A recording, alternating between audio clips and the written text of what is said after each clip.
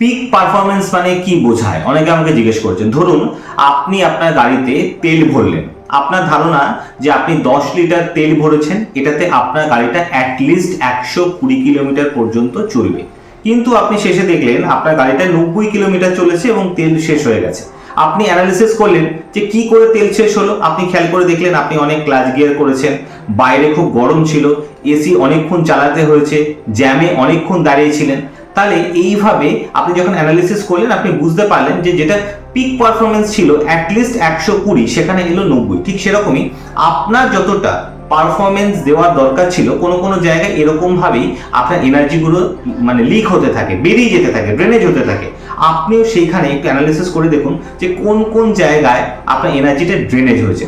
পরের ক্ষেত্রে সেই জায়গাগুলোকে একটু রিকভার করবেন। ঠিক যেরকম গাড়িতে তেল ভরা নিয়ে আপনি বেশি ওরিড হন, কিলোমিটার বেশি সার্ভিস না পেলে আপনি ওরিড হন, ঠিক সেরকম আপনার এনার্জি নিয়েও কিন্তু একটু ভাবুন যে কোন কোন জায়গায় আপনার এনার্জি ড্রেনেজ হয়েছে, তাই আপনি পিক পারফরমেন্স দিতে পারেননি। আর যখনই আপনারা দিতে পারবেন তখনই কিন্তু হবে আপনার জীবনের পিক পারফরমেন্স। নিজে ভালো থাকুন, অন্যকে ভালো রাখুন। নমস্কার।